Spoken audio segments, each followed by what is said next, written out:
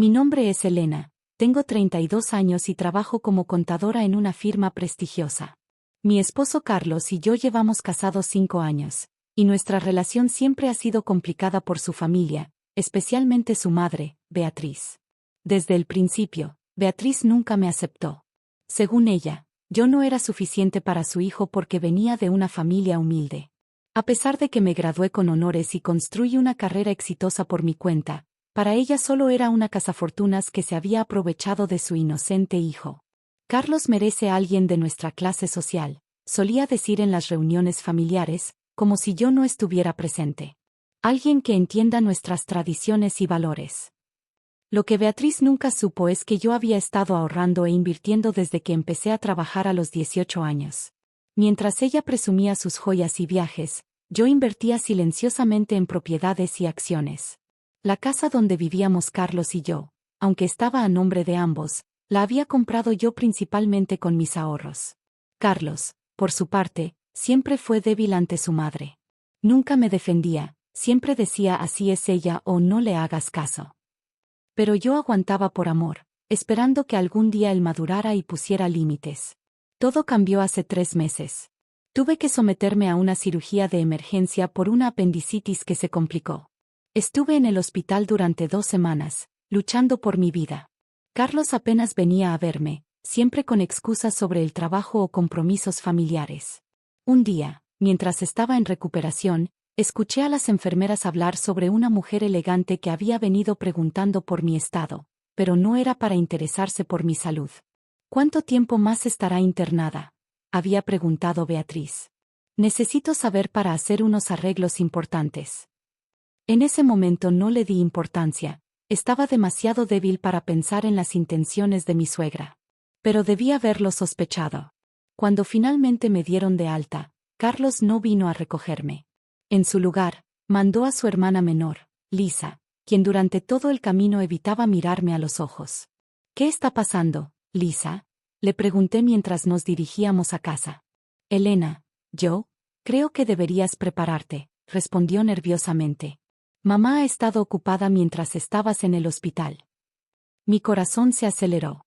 Conocía demasiado bien a mi suegra como para saber que algo malo había pasado.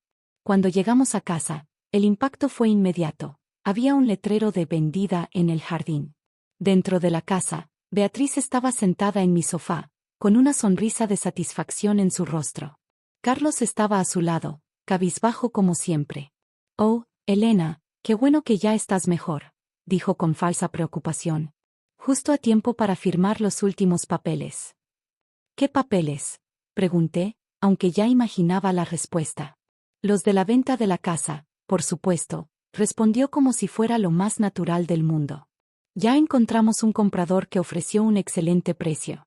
Carlos ya firmó su parte, solo faltas tú. Me quedé en silencio, procesando la situación.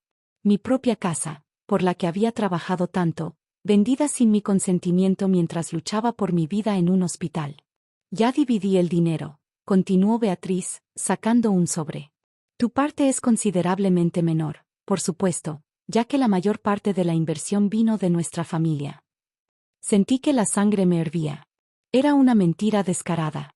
Lo mejor es que ahora podrán vivir con nosotros, añadió con una sonrisa maliciosa. Así podré asegurarme de que el dinero se use apropiadamente. Carlos seguía sin mirarme, jugando nerviosamente con sus manos. Lisa, parada en una esquina, parecía querer desaparecer. ¿No vas a decir nada, Carlos?, pregunté, mi voz temblando de rabia. Es lo mejor, Elena, murmuró. Mamá tiene razón, necesitamos su ayuda para administrar mejor nuestro dinero. Fue en ese momento cuando tomé una decisión. Saqué mi teléfono y marqué un número que tenía guardado hace tiempo, por si algún día lo necesitaba. ¿Qué haces?, preguntó Beatriz, su sonrisa vacilando por primera vez. Llamando a mi abogado, respondí calmadamente.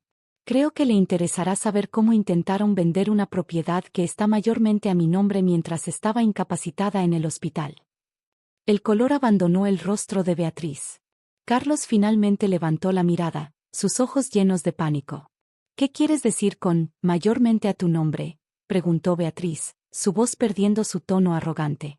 Tal vez deberías haber investigado mejor antes de intentar estafarme, respondí mientras esperaba que mi abogado contestara. Porque estás a punto de descubrir que has cometido un grave error. La expresión de Beatriz cambió por completo cuando mi abogado, Roberto Méndez, llegó a la casa una hora después. Era un hombre imponente que había manejado mis inversiones desde que comencé mi carrera. Señora Beatriz, dijo Roberto después de examinar los documentos de la supuesta venta, ¿está usted consciente de que lo que ha intentado hacer es un delito grave? No sea ridículo, exclamó Beatriz, aunque su voz temblaba. Carlos me dio autorización. Es mi hijo. Señora, respondió Roberto con calma mientras sacaba una carpeta de su maletín, permítame mostrarle algo interesante. Extendió varios documentos sobre la mesa de café. Eran los papeles originales de compra de la casa, junto con todos los recibos de pago y transferencias bancarias. Como puede ver, continuó Roberto, el 85% del valor de esta propiedad fue pagado directamente por la señora Elena. El señor Carlos solo contribuyó con un 15% inicial. Carlos se hundió aún más en el sofá mientras su madre revisaba frenéticamente los documentos. «Esto es imposible», gritó Beatriz. «¿De dónde sacó ella tanto dinero? Debe ser un error».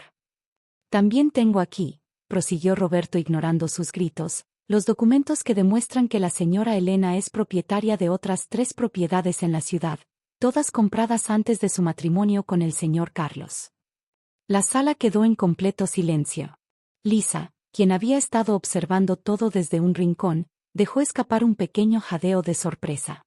«Elena», murmuró Carlos, mirándome por primera vez, «¿por qué nunca me lo dijiste?» «¿Cuándo iba a decírtelo, Carlos?», respondí con amargura. «¿Cuando estabas ocupado dejando que tu madre me insultara? ¿O cuando te negabas a visitarme en el hospital?» Beatriz se levantó de golpe, su rostro rojo de ira. «Esto es un engaño. Una trampa. Tú. Cuidado con lo que va a decir, señora», la interrumpió Roberto. «Ya tienes suficientes problemas legales por intentar vender una propiedad sin la autorización de la propietaria mayoritaria». «Problemas legales», susurró Lisa, quien hasta ese momento había permanecido callada. «Por supuesto», confirmó Roberto. «Intento de fraude, aprovechamiento de una persona en estado de vulnerabilidad médica, falsificación de documentos. La lista es bastante larga». «Carlos», chilló Beatriz. «Di algo. Defiéndeme». Pero Carlos permaneció en silencio, finalmente enfrentando las consecuencias de su debilidad. «El supuesto comprador», continuó Roberto, «ya ha sido notificado de la situación ilegal. Y debo informarles que he presentado una denuncia formal esta mañana». «¿Una denuncia?», Beatriz palideció. No puedes hacer esto. Somos una familia respetable». «Una familia respetable no intenta robar a uno de sus miembros mientras está en el hospital», respondí, encontrando mi voz. «Una familia respetable no manipula ni engaña». Me volví hacia Carlos, quien parecía haber envejecido 10 años en las últimas horas. «Durante 5 años», le dije, «esperé que te convirtieras en el esposo que prometiste ser. Que me defendieras, que pusieras límites. Pero elegiste ser un cobarde». «Elena, yo». «No he terminado», lo interrumpí. «¿Sabes por qué nunca te conté sobre mi situación financiera? Porque quería que me amaras por quien soy, no por lo que tengo. Quería que me defendieras porque era lo correcto, no porque fuera conveniente». Beatriz, quien había estado inusualmente silenciosa, intentó recuperar el control de la situación.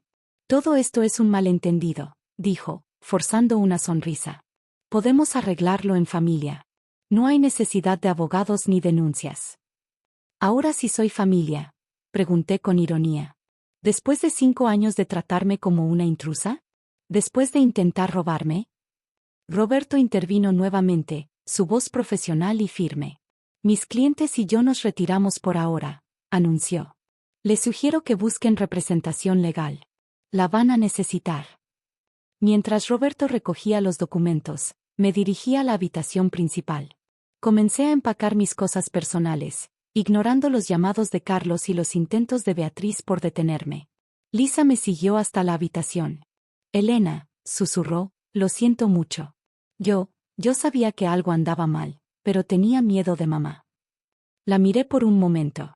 De todos en la familia, Lisa siempre había sido la más amable conmigo, aunque demasiado débil para enfrentarse a su madre.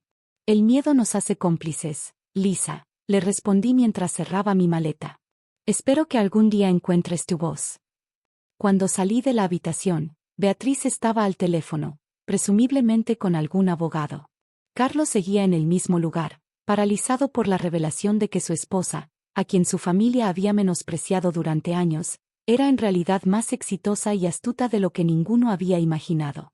Roberto, dije mientras me dirigía a la puerta, ¿podrías llevarme al Hotel Four Seasons? Resulta que soy propietaria de varios apartamentos allí. La mandíbula de Beatriz cayó al escuchar esto. Carlos dio un paso adelante, finalmente reaccionando. Elena, por favor, ¿podemos arreglar esto? Me detuve en la puerta y me giré para enfrentar a mi familia política por última vez. ¿Sabes qué es lo más triste, Carlos? Que necesité estar al borde de la muerte para darme cuenta de que nunca tuve un verdadero compañero. Y tú necesitaste descubrir que soy rica para darte cuenta de que perdiste a una buena esposa. Con esas palabras, salí de la casa, dejando atrás 5 años de humillaciones y silencio. Mientras caminaba hacia el auto de Roberto, escuché los gritos de Beatriz y los sollozos de Carlos, pero por primera vez, no me importó. Mi nueva vida estaba a punto de comenzar, y esta vez, sería en mis propios términos. Han pasado 6 meses desde que dejé la casa y mi antigua vida atrás. Mucho ha cambiado desde entonces, y no todo de la manera que esperaba. La denuncia contra Beatriz progresó rápidamente. Resultó que el comprador de la casa era en realidad un viejo amigo de ella, dispuesto a participar en el fraude a cambio de una comisión. Cuando se enfrentó a cargos legales, no dudó en testificar contra ella. Fue idea de Beatriz, confesó en la corte. Ella lo planeó todo cuando supo que Elena estaba en el hospital. Dijo que era la oportunidad perfecta para deshacerse de ella. El juez no fue indulgente. Beatriz fue sentenciada a libertad condicional y una multa considerable. Pero el verdadero castigo para ella fue el escándalo social. Su familia respetable se convirtió en el centro de los chismes en su círculo social. Carlos intentó contactarme varias veces después de esa noche. Al principio, eran mensajes rogando perdón. Elena, por favor, dame otra oportunidad. He sido un idiota. Ahora veo todo lo que valías. Luego, cuando no respondí, los mensajes se volvieron más desesperados. ¿Cómo pudiste ocultarme tu dinero todos estos años? Soy tu esposo. Tenía derecho a saber. Finalmente, llegó la carta de su abogado solicitando la mitad de mis propiedades en el divorcio. Roberto se rió cuando la leyó. No tienen caso, me aseguró. Todas tus propiedades están protegidas por acuerdos prenupciales y fideicomisos. Carlos solo tiene derecho al 15% de la casa que compartían. La ironía no se me escapó. La misma familia que me había menospreciado por años ahora intentaba desesperadamente aferrarse a mi dinero. Lisa fue la única que mostró verdadero arrepentimiento. Un día, vino a verme a mi oficina. He estado en terapia, me dijo. Me di cuenta de que toda mi vida he dejado que mamá controlara todo. Pero verte enfrentarla, me hizo ver que hay otra manera de vivir. Me contó que se había mudado fuera de la casa familiar y había comenzado a trabajar como maestra, cumpliendo su verdadero sueño en lugar de trabajar en la empresa familiar como su madre exigía. Beatriz está furiosa, me dijo Lisa con una pequeña sonrisa. Dice que la he traicionado, igual que tú. Lo tomo como un cumplido. El divorcio se finalizó hace un mes. Carlos terminó recibiendo menos de lo que su madre había generosamente ofrecido darme la noche de la confrontación. La ironía no se perdió para nadie. En cuanto a mí, mi empresa ha crecido. Resulta que cuando no tienes que esconder tu éxito ni disculparte por tus logros, las oportunidades se multiplican. Acabo de cerrar un trato para comprar un edificio de oficinas en el centro, casualmente, justo frente al edificio donde trabaja Carlos. Beatriz intentó hacer las paces la semana pasada. Me envió un mensaje largo. Elena, querida, todo fue un malentendido. Estaba tratando de proteger a la familia. Ahora veo lo valiosa que eres. ¿Por qué no vienes a cenar? Podemos discutir algunas oportunidades de inversión. Le respondí con una simple foto, el letrero de vendido que ella había puesto en mi casa, ahora colocado en la entrada de su preciada mansión familiar. Sí, compré su casa en la subasta bancaria después de que no pudiera pagar la multa judicial. A veces, la justicia tiene un sentido del humor interesante. ¿Qué si me siento mal por todo lo que pasó? No. Como le dije a Lisa en nuestra última comida juntas. A veces necesitamos perder todo lo que creíamos tener para encontrar todo lo que podemos ser. Mi única lamentación es no haber tenido el coraje de enfrentarlos antes. Pero supongo que algunas lecciones necesitan un catalizador. En mi caso, fue una apendicitis y una suegra demasiado ambiciosa. Ahora vivo en un ático con vista a la ciudad. Cada mañana, cuando miro por la ventana y veo el edificio donde solía vivir, no siento nostalgia ni dolor. Solo siento gratitud, gratitud por la apendicitis que casi me mata, pero que terminó salvándome la vida. Y en cuanto a la mansión de Beatriz, bueno, estoy pensando en convertirla en un refugio para mujeres que necesitan escapar de relaciones tóxicas. Después de todo, ¿qué mejor manera de transformar un lugar de manipulación y control en uno de esperanza y libertad? Carlos pasó por allí el otro día, probablemente esperando convencerme de no seguir adelante con la renovación. Lo vi desde mi auto, parado frente a la casa de su infancia, luciendo perdido y derrotado. Por un momento, sentí una punzada de compasión. Luego recordé sus palabras en el hospital: mamá siempre sabe lo que es mejor. Bueno, resulta que no. Y ahora todos lo saben. Mi teléfono suena, es mi agente de bienes raíces. Hay un nuevo edificio en venta, casualmente al lado de la empresa donde trabaja la familia de Carlos. ¿Lo compro?, pregunta mi agente. Sonrío mientras respondo: por supuesto. Siempre es bueno mantener cerca a la familia, aunque sea solo para recordarles lo que perdieron. Después de todo, la mejor venganza no es la que planeas, es la que construyes, ladrillo a ladrillo, inversión a inversión, mientras ellos te subestiman. ¿Y yo? Bueno, yo sigo construyendo.